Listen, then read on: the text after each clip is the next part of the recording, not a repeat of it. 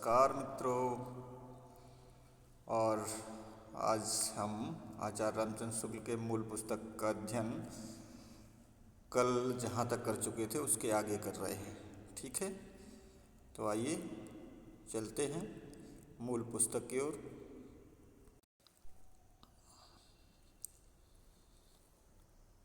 तो अपभ्रंश काल में आगे इसी ढंग का कुक्कुरेपा संवत 900 के उपरांत का एक गीत लीजिए। ससुरी निंद गेल बहुड़ी जगाए, कानेट चोर नीलका गई मांगे, और देवसई बहुड़ी कड़ाई डरे भाई, राति भैल कामरु जा। रहस्य मार्गियों की सामान्य प्रवृत्ति के अनुसार सिद्ध लोग अपनी वाणी को ऐसी पहेली के रूप में भी रखते थे जिसे कोई विरला ही पूछ सकता है। शायद ये प्रश्न हो भी चुका हो तो दोबारा पढ़ लेते हैं, कोई बात नहीं है। सिद्ध तातिपा की अटपटी वाणी, बेग संसार बाढ़हिल जा, दुहिल दूध के बेटे समाय, बलद बिया एल गविया बांझे, पिटा दुही इतना सांझे, जो सो भुज्जी सो धन बुद्धि, जो सो चोर सोई साधी, निते निते बियाला विशेषह जूझै। हो चुका था शायद ये पेज, है ना, कोई बात नहीं, दोबारा सही। ढेडा पाए गीत बिरले बूझे। वैसे भी इतनी जटिल है ये अपभ्रंश भाषा के जो ये गीत हैं बहुत जटिल हैं, तो अगर दोबारा भी पढ़ लें तब भी कोई समस्या नहीं है, क्योंकि इसको तो जितनी अधिक बार पढ़ा जाए, पंक्तियाँ आती भी हैं, तो हमें समझने के लिए ज़रूरी है कि अधिक से अधिक बार इनको पढ़ा जाए। बौद्ध धर्म ने जब तांत्रिक रूप धारण किया तब उसमें 5 ज्ञानी बुद्धों और उनकी शक्तियों के अतिरिक्त अनेक बोधिसत्वों की भावना की गई जो सृष्टि का परिचालन करते हैं। वज्रयान में आकर महासुखवाद का प्रवर्तन हुआ। प्रज्ञा और उपाय के योग से इस महासुख दशा की प्राप्ति मानी गई। इसे आनंद स्वरूप ईश्वर तत्व ही समझिए। निर्वाण के 3 अव्यय ठहराए गए, शून्य, विज्ञान और महासुख। उपनिषद में तो ब्रह्मानंद के सुख के परिमाण का अंदाजा कराने के लिए उसे सहवास सुख से 100 गुना कहा था, पर वज्रयान में निर्वाण के सुख का स्वरूप ही सहवास सुख के समान बताया गया। शक्तियों सहित देवताओं के युगनद्ध स्वरूप की भावना चली और उनकी नग्न मूर्तियाँ सहवास की अनेक अश्लील मुद्राओं में बनने लगीं, जो कहीं कहीं अब भी मिलती हैं। रहस्य या गुहा की प्रवृत्ति बढ़ती गई और गुहा समाज या स्रा समाज स्थान स्थान पर होने लगे। ऊंचे नीचे कई वर्णों की स्त्रियों को लेकर मद्यपान के साथ अनेक बीभत्स विधान वज्रयानियों की साधना के प्रधान अंग थे। सिद्धि प्राप्त करने के लिए किसी स्त्री, जिसे शक्ति योगिनी या महामुद्रा कहते थे, योग का सेवन आवश्यक था। इसमें कोई संदेह नहीं कि जिस समय मुसलमान भारत में आए उस समय देश के पूर्वी भागों में, बिहार, बंगाल और उड़ीसा में धर्म के नाम पर बहुत दुराचार फैला था। तो रहस्यवादियों की सार्वभौम प्रवृत्ति के अनुसार ये सिद्ध लोग अपनी वाणियों के सांकेतिक दूसरे अर्थ भी बताया करते थे। का तरुवर पंचविडाल, तो पंचविडाल बौद्ध शास्त्रों में निर्मित पंच प्रतिबद्ध आलस्य, हिंसा, काम, विचिकित्सा और मोह। ध्यान देने की बात यह है कि विकारों की यही 5 संख्या निर्गुण धारा के संतों और हिंदी सूफी कवियों ने ली। हिंदी शास्त्रों में विकारों की बंधी संख्या 6 है। गंगा, जमुना, भाझे माझे बहई रे नाई, इला पिंगला के बीच सुषुम्ना नाड़ी के मार्ग से शून्य देश की ओर यात्रा। इसी से वे अपनी वाणियों की भाषा को संध्या भाषा कहते थे। ऊपर उद्धृत थोड़े से वचनों से ही इसका पता लग सकता है कि इन सिद्धों द्वारा किस प्रकार के संस्कार जनता में इधर उधर बिखेरे गए थे।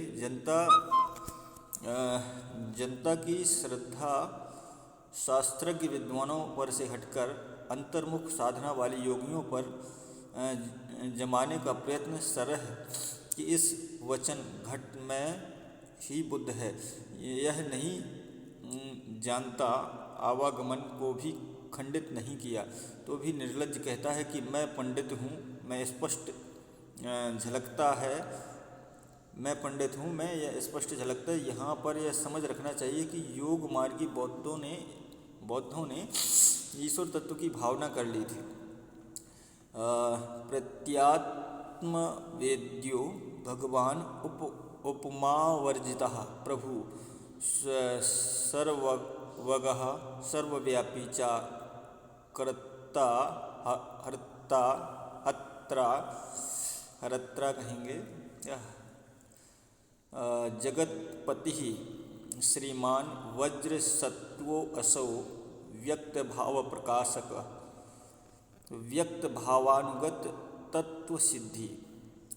दारिकपा की शिष्या सहज योगिनी चिता कृत, मतलब ये दारिकपा की शिष्या सहज योगिनी चिता ने जो है ये लिखी हैं। इसी प्रकार जहाँ रवि शशि पवन आदि की गति नहीं, वहाँ चित्त को विश्राम कराने का दावा, ऋजु सीधे दक्षिण मार्ग छोड़कर बंक टेढ़ा वाम मार्ग ग्रहण करने का उपदेश भी है। सिद्ध कणपा कहते हैं कि जब तक अपनी गृहिणी का उपभोग न करेगा तब तक पंचवर्ण की स्त्रियों के साथ विहार क्या करेगा। वज्रयान में महासुख वह दशा बतलाई गई है जिसमें साधक शून्य में इस प्रकार विलीन हो जाता है जिस प्रकार नमक पानी में। इस दशा का प्रतीक खड़ा करने के लिए युगनद्ध स्त्री पुरुष का आलिंगनबद्ध जोड़ा की भावना की गई। कणपा का यह वचन कि जिम लोड़ विल्लज्जई पण एहि तिम धरणी लय चित्त, इसी सिद्धांत का द्योतक है। और कहने की आवश्यकता नहीं कि कौल कापालिक आदि इन्हीं वज्रयानियों से निकले। कैसा ही शुद्ध और सात्विक धर्म हो, गुहा और रहस्य के प्रवेश से वह किस प्रकार विकृत और पाखंडपूर्ण हो जाता है, वज्रयान इसका प्रमाण है। गोरखनाथ के नाथपंथ का मूल भी बौद्धों की यही वज्रयान शाखा है। वज्रयान शाखा से ही गोरखनाथ का जो है नाथपंथ निकला है। तो 84 सिद्धों में गोरखनाथ गोरक्षपा भी गिन लिए गए हैं, पर यह स्पष्ट है कि उन्होंने अपना मार्ग अलग कर लिया। योगियों की इस हिंदू शाखा ने वज्रयानियों के अश्लील और विभत्स विधानों से अपने को अलग रखा। यद्यपि शिव शक्ति की भावना के कारण कुछ श्रृंगारमयी वाणी भी नाथ पंथ के किसी ग्रंथ जैसे शक्ति संगम तंत्र में मिलती है। गोरख ने पतंजलि की उच्च लक्ष्य ईश्वर प्राप्ति को लेकर हठ योग का प्रवर्तन किया। तो ये प्रश्न बन सकता है कि गोरखनाथ ने मतलब किस ग्रंथ को लेकर उच्च लक्ष्य ईश्वर प्राप्ति हठ योग का प्रवर्तन किया। तो गोरखनाथ ने पतंजलि के उच्च लक्ष्य मतलब पतंजलि का ये सिद्धांत कह लीजिए, तो उसको लेकर इन्होंने लक्ष्य ईश्वर प्राप्ति को लेकर हठ योग का प्रवर्तन किया। तो वज्रयानी सिद्धों का लीला क्षेत्र भारत का पूर्वी भाग था। गोरख ने अपने पंथ का प्रचार देश के पश्चिमी भागों में राजपूतानों और पंजाब में किया। पंजाब में नमक के पहाड़ों के बीच बालनाथ योगी का स्थान बहुत दिनों तक प्रसिद्ध रहा। जायसी की पद्मावत में बालनाथ का टीला आया है। गोरखनाथ के समय का ठीक पता नहीं। राहुल सांकृत्यायन जी ने वज्रयानी सिद्धों की परंपरा के बीच उनका जो स्थान रखा है उसके अनुसार उनका समय विक्रम की 10वीं शताब्दी आता है। उनका आधार वज्रयानी सिद्धों की एक पुस्तक रत्नाकर जोपम कथा है, जिसके अनुसार मीननाथ के पुत्र मत्स्येंद्रनाथ कामरूप के मछुआरे थे और चरपट्टीपा के शिष्य होकर सिद्ध हुए थे। पर सिद्धों की अपनी सूची में सांकृत्यायन जी ने ही मत्स्येंद्र को जलंधर का शिष्य लिखा है। तो मत्स्येंद्र के शिष्य कौन थे? जलंधर, ठीक है ना। ये भी नाथ पंथ में आते हैं, ठीक है, जो परंपरा से प्रसिद्ध चला आता है। तो गोरखनाथ के गुरु मत्स्येंद्रनाथ ये भी प्रश्न है कि गोरखनाथ के गुरु कौन थे? तो मत्स्येंद्रनाथ थे। इन्हें मच्छंद्रनाथ भी कहा जाता है। थे। तो यह तो प्रसिद्ध ही हैं। सांकृत्यायन जी ने मीननाथ या मीनपा को पालवंशी राजा देवपाल के समय से अर्थात संवत 900 के आसपास माना है। यह समय उन्होंने किस आधार पर स्थिर किया पता नहीं। यदि सिद्धों की उक्त पुस्तक से मीनपा के राजा देवपाल के समय में होने का उल्लेख होता तो वे उसकी ओर विशेष रूप से ध्यान आकर्षित करते। 84 सिद्धों के नाम हेर फेर होना बहुत संभव है। हो सकता है कि गौरक्षपा और चौरंगीपा के नाम पीछे से जुड़ गए हों और मीनपा से मत्स्येंद्र का नाम साम्य के अतिरिक्त कोई संबंध ना हो। ब्रह्मानंद ने दोनों को बिल्कुल अलग माना भी है। तो संदेह यह देखकर और भी होता है कि सिद्धों की नामावली में और सब सिद्धों की जाति और देश का उल्लेख है, पर गोरक्ष और चौरंगी का कोई विवरण नहीं। अतः गोरखनाथ का समय निश्चित रूप से विक्रम की 10वीं शताब्दी मानते नहीं बनता। महाराष्ट्र संत ज्ञानदेव ने, जो अलाउद्दीन के समय 1358 में थे, अपने को गोरखनाथ की शिष्य परंपरा में कहा। किसने? महाराष्ट्र संत ज्ञानदेव ने। ठीक है, महाराष्ट्र संत ज्ञानदेव ने गोरखनाथ के शिष्य परंपरा में अपने आप को बताया। तो उन्होंने यह परंपरा इस क्रम में बताई कि आदिनाथ, मत्स्येंद्रनाथ, गोरक्षनाथ, ज्ञानोनाथ, निवृत्तिनाथ और ज्ञानेश्वर। इस महाराष्ट्र परंपरा के अनुसार गोरखनाथ का समय महाराज पृथ्वीराज के पीछे आता है। नाथ परंपरा में मत्स्येंद्रनाथ के गुरु जलधर नाथ माने जाते हैं। भोट के ग्रंथों में भी सिद्ध जलधर आदि नाथ पाए गए हैं। सब बातों का विचार करने से हमें ऐसा प्रतीत होता है कि जलंधर भी है, वैसे जलंधर है। तो जलंधर ने ही सिद्धों से अपनी परंपरा अलग की और पंजाब की ओर चले गए। वहाँ कांगड़े की पहाड़ियों तथा और स्थानों में रमते रहे। पंजाब का जलंधर शहर उन्हीं का स्मारक जान पड़ता है। नाथ संप्रदाय के किसी ग्रंथ में जलंधर को बालनाथ भी कहा है। नमक के पहाड़ों के बीच बालनाथ का टीला बहुत दिनों तक प्रसिद्ध रहा। मत्स्येंद्रनाथ जलंधर के शिष्य थे, या मत्स्येंद्र जलंधर के शिष्य थे। तो नाथपंथियों की यही धारणा ठीक जान पड़ती है। मीनपा के गुरु चरपटी नाथ हो सकते हैं, पर मत्स्येंद्र के गुरु जलंधर ही थे। अब इधर 2-3 प्रश्न उपस्थित हो गए हैं। देखिए कि मत्स्येंद्र के गुरु जलंधर थे और मीनपा के गुरु चरपटी नाथ हो सकते हैं, ये बताया गया है। ठीक है ना।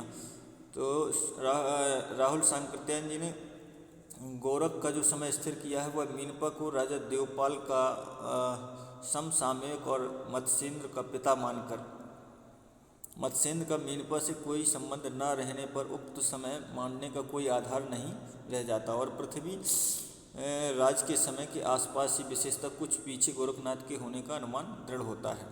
जिस प्रकार सिद्धों की संख्या 84 प्रसिद्ध है, उसी प्रकार नाथों की संख्या 9। तो ये भी आ जाता है कि 84 की संख्या कितनी है, तो बता सकते हैं 84 है, मतलब सिद्धों की संख्या, सॉरी, तो 84 तो दी ही है। सिद्धों की संख्या कितनी? 84 है और नाथों की संख्या 9 है। अब भी लोग 9 नाथ और 84 सिद्ध कहते सुने जाते हैं। गोरक्ष सिद्धांत संग्रह में मार्ग प्रवर्तकों के ये नाम गिनाए गए हैं: नागार्जुन, जड़भरत, हरिश्चंद्र, वच्यनाथ, भीमनाथ, गोरक्षनाथ, चरपट, जलंधर और मलयार्जुन। ये 9 नाथों के नाम हैं जो स्मरणीय हैं।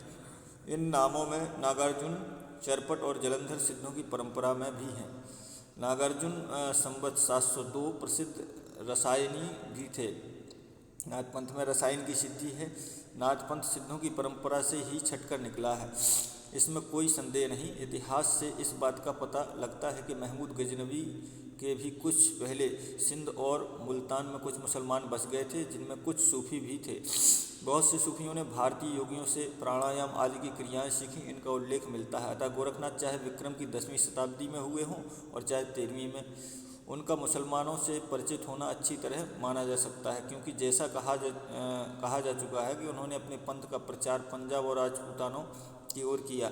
इतिहास और जनश्रुति से इस बात का पता लगता है कि सूफी फकीरों और पीरों के द्वारा इस्लाम को जनप्रिय बनाने का उद्योग भारत में बहुत दिनों तक चलता रहा। पृथ्वीराज के पिता के समय में ख्वाजा मुइनुद्दीन के अजमेर आने और अपनी सिद्धि का प्रभाव दिखाने के गीत मुसलमानों में अब तक गाए जाते हैं। चमत्कारों पर विश्वास करने वाली भोली भाली जनता के बीच अपना प्रभाव फैलाने में इन पीरों और फकीरों को सिद्धों और योगियों से मुकाबला करना पड़ा, जिनका प्रभाव पहले से जमा चला आ रहा था। भारतीय मुसलमानों के बीच विशेषतः सूफियों की परंपरा में ऐसी अनेक कहानियाँ चली जिनमें किसी पीर ने किसी सिद्ध या योगी को करामात में पछाड़ दिया।